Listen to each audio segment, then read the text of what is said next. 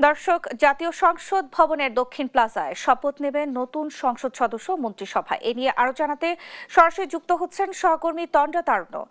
তন্দ্রা, কেমন দেখছেন প্রস্তুতি, সার্বিক কার্যক্রম জানাবেন আমাদের।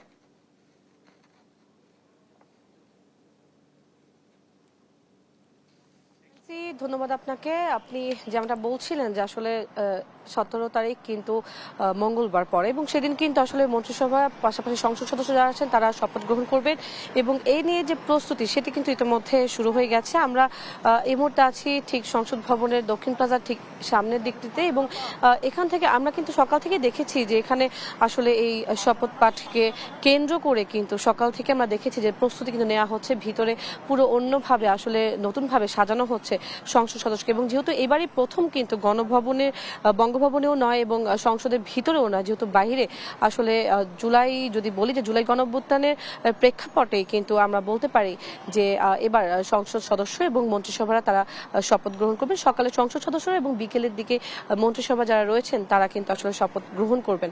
তো এই দিন থেকে ঘিরে বা মঙ্গলবার আসতে কিন্তু আর বেশি দিন দেরি নেই, যেহেতু আর মাত্র হাতে আছে একদিন, সেই তুলনায় কিন্তু আজকে থেকেই আসলে বলা যায় যে তড়িঘড়ি করে কিন্তু আসলে যে প্রস্তুতি সেটি কিন্তু নেওয়া হচ্ছে। জুলাই পরবর্তী সময়ে কিন্তু আমরা দেখেছি যে ভেতরে নানা ধরনের ক্ষতবিক্ষত অনেক ধরনের অবস্থা কিন্তু বিরাজ করছে, ক্ষতিগ্রস্ত হয়েছে অনেক কিছু।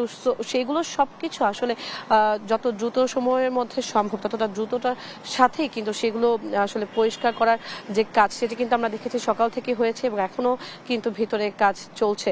এবং পাশাপাশি একটু জানিয়ে রাখি যে মঙ্গলবার যখন 17 তারিখ যখন শপথ গ্রহণ করানো হবে সকাল থেকেই কিন্তু সেই প্রস্তুতির মানে মঙ্গলবার শপথ গ্রহণের আগেই কিন্তু সেই প্রস্তুতি সম্পূর্ণ করতে হবে এবং তার জন্য কিন্তু তড়িঘড়ি করে সেটি চলছে। এই নতুনভাবে ইতিহাসে কিন্তু এই প্রথমবার আসলে একদম খোলামেলাভাবে যদি বলি ভুল হবে না, একদম খোলামেলাভাবেই কিন্তু আসলে সংসদ সদস্যরা শপথ গ্রহণ করবেন। মন্ত্রিসভা যারা আছেন, যাদেরকে নিয়ে মন্ত্রিসভা আসলে তৈরি হবে, তাদেরও কিন্তু শপথ গ্রহণ করানো হবে।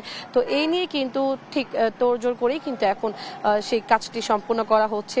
ভিতরে আমরা সকাল থেকে দেখেছি যে আলোকসজ্জার যে কাজ সেগুলো করা হচ্ছে, পরিষ্কার পরিচ্ছন্নতার কাজ করা হচ্ছে এবং এ নিয়ে আর অন্যান্য যে কাজ আছে সেগুলো করা হচ্ছে। পাশাপাশি সার্বিকভাবে নিরাপত্তার জন্য কিন্তু আইন শৃঙ্খলা বাহিনী যারা আছেন তারাও কিন্তু কাজ চালিয়ে যাচ্ছেন। নান্সি, এই ছিল আমার কাছে সংসদ ভবনের সামনে থেকে সর্বশেষ। ন্যান্সি।